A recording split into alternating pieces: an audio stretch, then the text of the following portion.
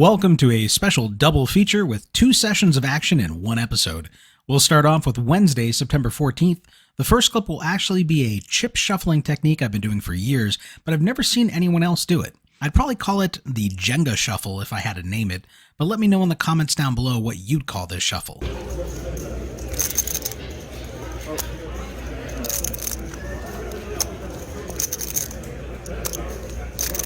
We're back in the mean streets of PLO at the Lodge in Round Rock, Texas, playing 1-2 with a $5 bring-in. We're in for the max of $1,000, and our first hand to share, we're holding a single-suited rundown of 7-6, 5-4 in the big blind. 3 players limp, and then the button raises to $30. The small blind folds. We call. Under the gun plus 1, and middle position all call the $30. We're first to act and see a flop of 8-7-5 with 2 diamonds and 1 spade. This flop shouldn't hit the pre-flop raiser's range, but it does hit the range of someone calling a raise from the blinds, and it actually hit us as well. We flopped the second nuts, losing only to a player with 9-6 in their hand for a higher straight, and we have bottom 2 pair. We also have a diamond flush blocker and backdoor spades as well. Since our hand blocks a lot of the straight and set combinations we could be facing, we figured to be ahead the majority of the time here. But we don't want to just check and let someone outdraw us without paying to do so, and we opt to bet the pot of $155. Under the gun and under the gun plus 1 fold, middle position decides to shove all in for $520. The button folds and action is on us, so we have to call $365 into a pot that now has $830, giving us more than 2-to-1 odds, so we only need to win a third of the time here for our call to be break even. And since I expect we're ahead and we block a lot of what our opponent may need to hit to outdraw us, I make the call. He wants to go twice, and I agree. The first run out is the King of Hearts and the 2 of Spades. The second run out is the King of Spades and the 6 of Hearts. He turns over Ace of Diamonds, 2 of Diamonds, and the Jack of Hearts, 5 of Hearts, so he missed his flush draw, and we scoop the whole thing. There's an under the gun straddle to $10, and middle position raises to $35. We're in the cutoff holding Ace, Jack, Jack 5 with nut hearts, and we make the call, and the straddle also calls as well. The flop is 9-7-2 with 2 hearts, giving us the nut flush draw and an overpair. The straddler checks, and the original raiser leads for 60. Now action is on us. This flop should definitely not hit the pre-flop raiser's range all that much. It will definitely favor the caller's ranges. In addition, we have the nut flush draw as well, so we can put our opponent in a tough spot if he's only got a single overpair on a board, or we can have the straight and flush draws that are massive equity favorites over just 1 pair. We decide to take the aggressive route, and we announce pot, raising to $285. Not happy about it. He announces he isn't happy about it, but winds up shoving all in for $360. We make the call, and he says he's only running it once. The run out comes the 3 of Spades and the 7 of Diamonds.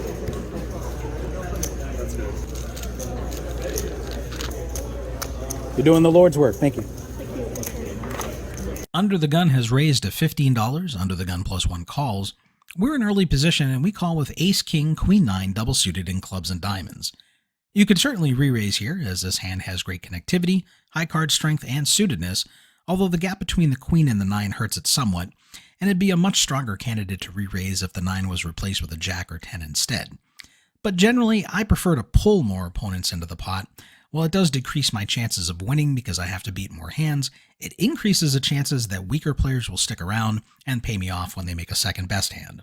Middle position, the hijack call, the button folds, the small blind folds, and the big blind calls. So we're going 6 ways to a flop with $90 in the middle. And the flop comes down Ace 6-2 with 2 spades. We check to the hijack player who bets $20. And early position calls 20. With action on us, we have top pair, top kicker, which isn't as great as it would be in a hold'em, but the board is relatively dry in the sense that we shouldn't run into tons of sets here, and 2 pairs are more likely, but even then we have decent equity to outdraw them. We have no spade blockers, so it does increase the chances that our opponents may be drawing to spades. The price is cheap enough that we can see a turn and try to pick up additional equity by making 2 pair, picking up backdoor nut diamonds or a Broadway draw. We call, and so does the middle position player. The turn is the 9 of Hearts. We all check to the hijack who bets the pot of $175. When it gets back to me, I now have top 2 pair, and there's no made straights or flushes to be concerned with. We figure we're ahead, and we repot it to $700.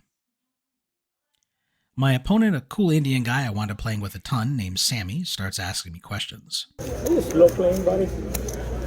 This is not slow. No, I meant to stay on the flop. Well, I don't think I haven't said a deuces.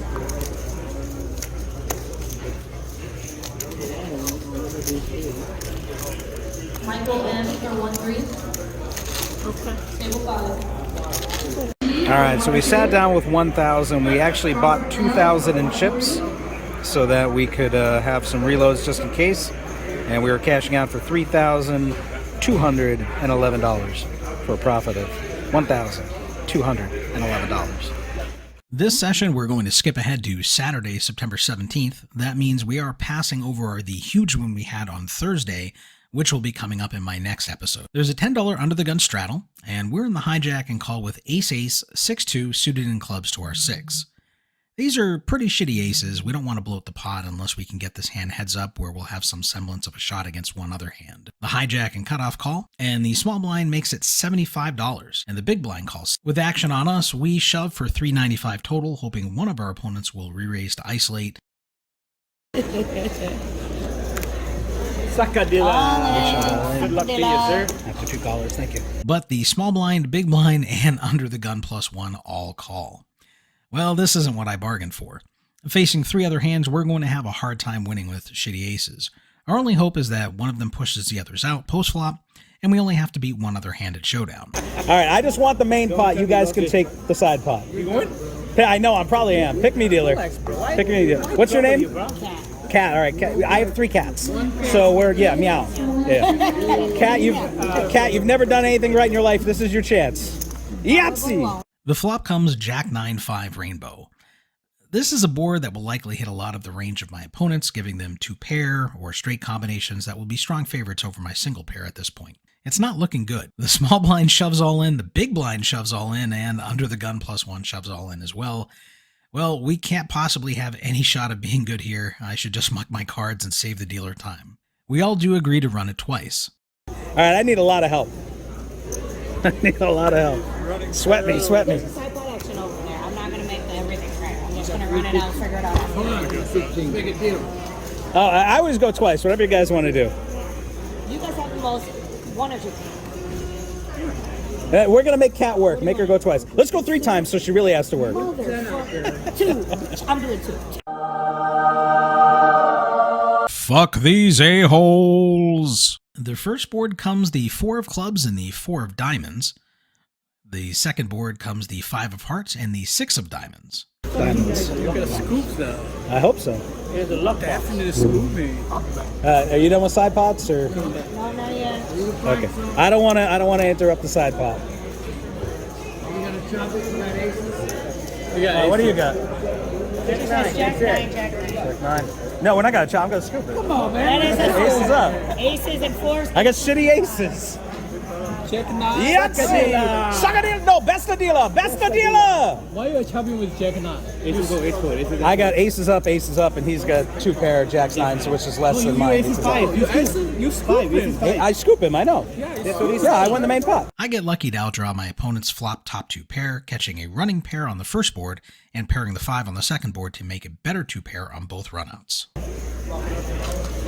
Thank you so much. You're doing the Lord's work. Thank you. There's a $10 straddle under the gun, and under the gun +1 calls. We call in the cutoff with ace-6, 4-4, double suited in spades and clubs. Generally, I will lean towards folding this sort of hand. Our second flush draw is extremely vulnerable. A pair of 4s means we're either not flopping top set, or if we do flop the top set, there's going to be straight possible that we have to be concerned with. But given we're in the cutoff with position on most of the field, and we have a suited ace, I decided to take a shot. The button and small blind also call the 10, and then, of course, the straddler juices the pot to 35. Under the gun +1 calls, I call, the button calls, the small blind calls, everyone calls, and we go 5 ways to a flop. All right, punish him, Brittany. Punish him. Nice player. The flop comes down ace-3-6 with 2 spades. When it checks to me, I have top 2 pair and a weak flush draw, plus backdoor straight possibilities. Oh, pot, motherfuckers. 175. Checks to me, I have that 175. Didn't even say that. I just did. Wouldn't that be a penalty? Like 2-round penalty? I would call the floor. A loose, aggressive Asian player in the blinds who seems like he probably plays bigger games makes the call. We're heads up and the turn falls the 7 of diamonds. Now our opponent leads into us for 350. What the hell is he trying to represent? Am I really supposed to believe he turned the nuts straight? I doubt it. I have 2 4s in my hand, so I'm blocking that. Could he have turned a better 2 pair?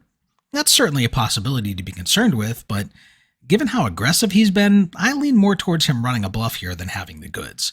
If for some insane reason he does have us beat, the 7 gave us outs to make a straight if a 5 hits the river, and we also have flush draw and full house outs as well. Our hand is just too big to fail, and we shove all in for 870. He calls very quickly. Once or twice, sir? You only go once? He only runs once, and the river falls the ace of hearts, giving us a full house. Usually when I have a hand that I believe to be the winner, I'll just turn it over. But given how aggressive he's been playing, I want to find out what he was in there with before I reveal my own hand. And he is first to act and is supposed to show. He announces straight, which catches me off guard because I figured with my blockers there's such a small possibility of that, turning over Jack-Jack 5-4.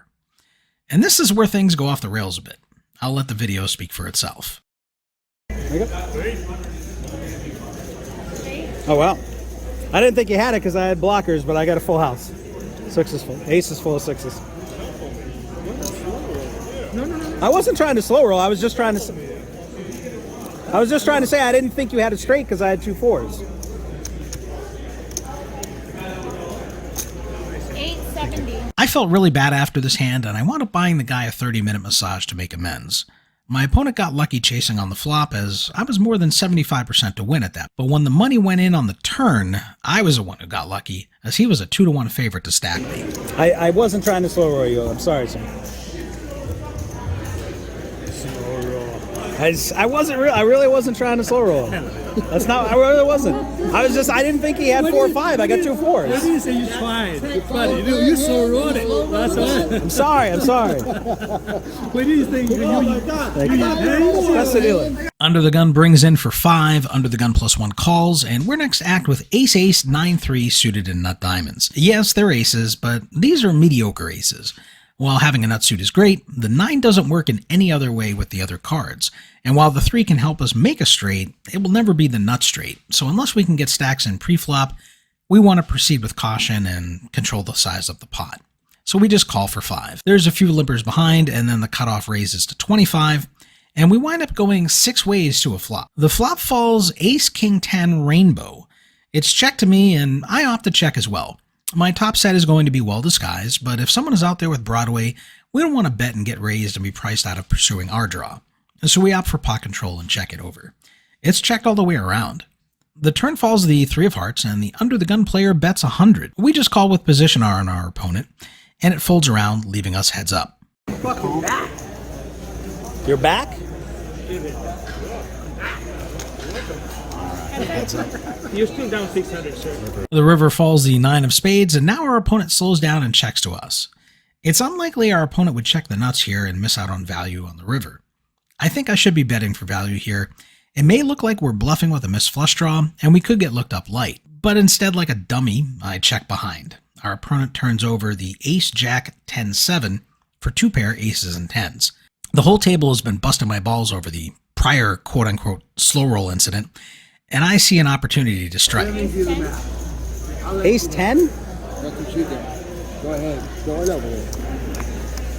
Oh, slow rolled, you motherfucker! Slow rolled, you motherfucker! We got him! Massage! Get that man a massage! The $10 straddle is on, we're first to act, and we call holding king-queen, queen-10, suited in diamonds to our queen. That was fun. I was like, oh, I got 2 pair that I can turn over. That looks. I thought you were supposed to ace 10, then you told me I won, and then boom, look on We go 6 ways to a flop of ace, queen, 2 rainbow. When it checks to me, I flop middle set, and I have a gut shot to Broadway. It's unlikely we're up against top set, as there was no raise pre-flop, and most players, when they get aces, raise with them. So we figure to have the effective nuts in this spot, but we don't want to slow play and let someone turn a wheel or pick up a flush draw and run us down to the river. Pot, motherfuckers. What is it? 6? Can I do 30? No. We bet pot of 60. What? Brittany loves the pain. She loves the pain. What's so funny? I do poker for this. Hi-ya, no action. Hi-ya. All right. Thank you. Thank you. We managed to slow roll our way to a win of $1,617 for this Saturday night session. Thank you for watching. I do want to thank a few people. Doug McCusker Poker helped me with updating my card graphics so that they should be more visible when people are viewing my vlogs on mobile devices. So a big thank you to him. I'm going to leave a link in the description down below to his channel. Check him out. I also want to thank Poker Chip Forum members Moose and Honky Devil, who gave me some input on changing the headings in my template. And I did implement that in this episode, and I think it's a lot better, so thank you both. Viewer Scott mentioned it was good to have me back, but he wasn't a fan of me shouting, "Suck a dealer." And, you know, I can understand that. I've gotten that feedback from a few others as well. And I think it probably translates better in person than it does on video. I picked it up from a Chinese guy when I was playing in Tampa. He shouted it and I thought it was hilarious. And I just started doing it. And at the table, the dealer's laughing, the other players pick it up and they start joking. It's not, meant with any malice or mean intent. It's not said in that vein. So it's meant, comedically, and again, I think it translates better if you're actually there in person than on video. So it's not meant to be harmful to the dealers. Dealers have a difficult job putting up with whiny poker players all day, day in and day out. So please don't abuse the dealers. Please treat them kindly. Please take care of them, tip them well, and try to brighten their day, because they have to deal with some miserable players sometimes that blame them for everything wrong in their lives. So I'd love to know your thoughts on whether you feel I did slow roll my opponent in this episode. Again, it wasn't my intent, but perhaps it came across as a slow roll when you're viewing it. So let me know in the comments down below. Also, give me input on what you think you would name that chip shuffle that I did at the beginning of the episode. And the next vlog is going to be a fun one. I can't wait to share it with you guys. It's my largest win ever, and it's coming up next episode. So stay tuned for that. You won't want to miss it. And again, thanks for tuning in. We'll see you in the next episode. After watching a video like this, sometimes I'll like it, sometimes I'll leave a comment, and sometimes I'll subscribe. Sometimes I'll even do all three.